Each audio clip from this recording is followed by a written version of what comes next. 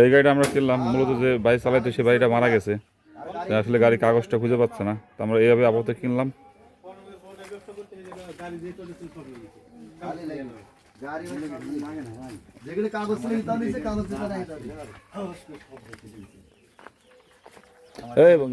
বড় ভাই দিয়েছেন গাড়ির কাছে ঢুকার না, এই গাড়িটা তো আপনার কাছে কিনলাম তাই না? গাড়িটা আপনাকে বাইরে ছিল তাই না? আমার বড় ভাই ছিল গাড়ি, সে তো মারা গেছে তাই না? মারা গেছে। আর গাড়ির কাগজটা খুঁজে পাওয়া যাচ্ছে না তাই না? খুঁজে পাওয়া না, যদি আপনি খুঁজে পান আমরা আমাকে ফোন দেন, আপনাকে লাগে কাগজ যে টাকাটা আমার শোরুমে উঠাতে যে টাকা লাগবে সেই টাকা আমরা দিয়ে যাবো, ঠিক আছে? ইনশাআল্লাহ ইনশাআল্লাহ। আর যদি স্টেম করা লাগে আপনাকে স্টেম করে দেন, ঠিক আছে? উনি কি এলাকায় সবাই আছে, উনি মাধ্যমে গাড়িটা কিনলাম, ঠিক আছে? কারণ গাড়ি যেহেতু কাগজ নাই তো হারা গেছে, আমি মারা গেছে বিদায়। আচ্ছা আচ্ছা, যদি কাগজ পান আপনারা ফোন দেন, আমরা কাগজের টাকা দিয়ে দেবো। আচ্ছা, আর নাহলে আমরা শোরুমে যাই টাকা দিয়ে কাগজটা উঠে নেবো, ঠিক আছে? হ্যাঁ, যে কাগজ খুঁজে পান আপনারা দিন, আমরা 2000 টাকা দেবেন, যে টাকা 2000 লাগবে শোরুমে, ঠিক আছে?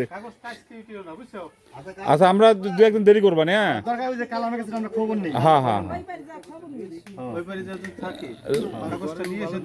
কারণ আমাকে শোনেন, আপনি তো কাগজ খুঁজে পান তাহলে আমি আপনাকে আর 2000 টাকা দিয়ে পারবো, আর না আমি 2000 টাকা খরচ শোরুমে উঠে নেবো, ঠিক আছে?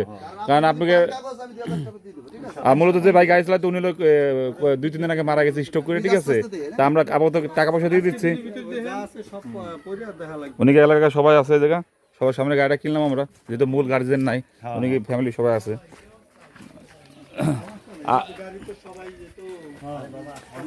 না না, আমাকে তো বেচা লাগবে বুঝছেন।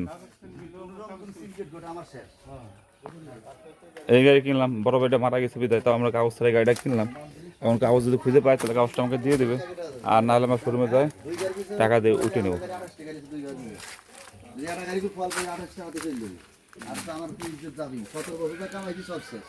কাগজ ছাড়া গাড়ি কিনা যায় না বুঝছেন, খালি লিগেল জিনিস।